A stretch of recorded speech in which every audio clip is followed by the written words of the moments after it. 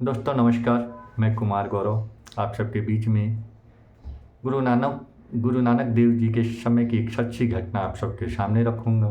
सुने।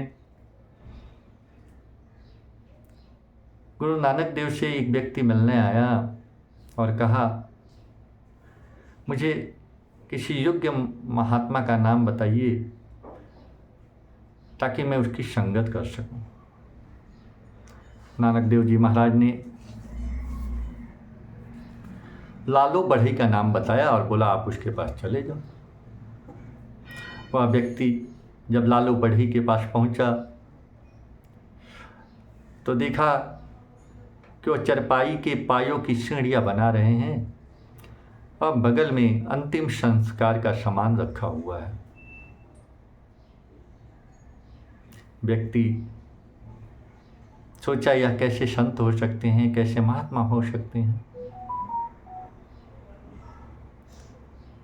उसने पूछा कि महाराज, यह किसके अंतिम संस्कार की तैयारी हो रही है। लालू बढ़ई ने कहा, यह अंतिम संस्कार मेरे लड़के के अंतिम संस्कार की तैयारी हो रही है। पूछा, कैसे क्या हुआ। बताया कि एक गाड़ी का चक्का चढ़ गया और वह मर गया।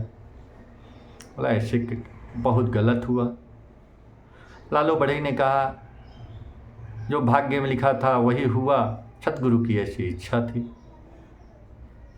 फिर वो कहा, ऐसा बहुत गलत हुआ। बोले, गलत क्या हुआ, जो भाग्य में लिखा था वही हुआ और सतगुरु की यही इच्छा थी। फिर लालू बढ़ई ने कहा, देखो मुझे ऐसा प्रतीत हो रहा है आज से 8वें दिन तुम्हारी फांसी होगी। जैसे ही यह बात सुना वह व्यक्ति घबराया और 7वें दिन वह व्यक्ति जंगल की तरफ भाग निकला।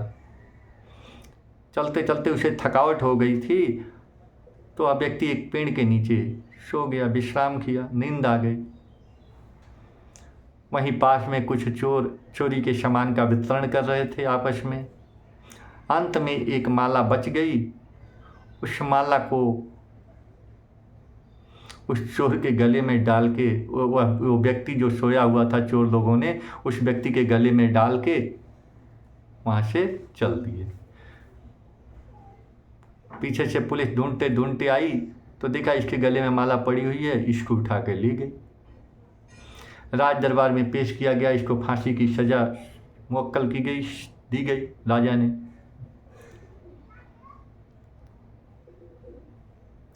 जब इससे इसकी अंतिम इच्छा पूछी गई तो ये बोला कि लालू बढ़ई से मुझे मिला दो।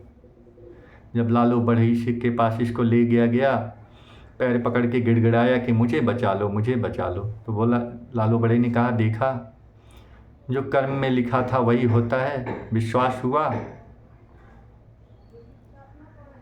गिड़गिड़ाया कि मुझे बचा लो। उन्होंने कहा, अब तो गुरु नानक ही तुझे बचा सकते हैं, उनका सिमरण करो। कुछ ही समय में उनके सिमरण से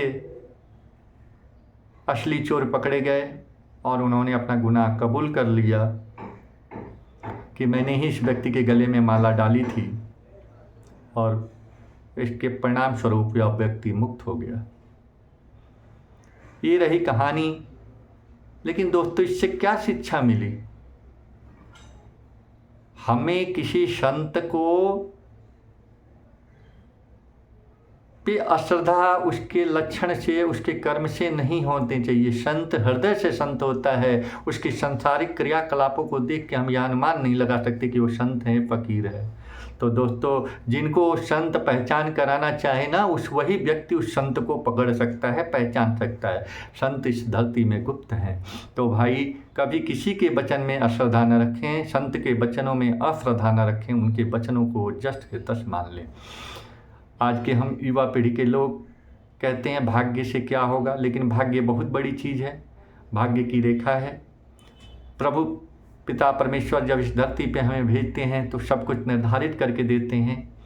इसलिए कभी विषम परिस्थिति जीवन में आ जाए तो घबराए नहीं, भगवान का स्मरण और चिंतन करते रहें वही एक साधन है जो आपको विकट परिस्थिति से निकाल सकती है, क्योंकि जो होनी है वो होके रहेगी। तो इसलिए उस समय चिंता और पश्चाताप करने से अपने शरीर को खराब न करें, अपने शरीर को स्वस्थ रखना है। तो जो प्रभु ने जो हमें दिया है उसको स्वीकार करना सीखे। यही मेरी नवयुवक साथियों से आग्रह है। इसी के साथ मैं अपनी वाणी को विराम दूंगा। जय नमस्कार।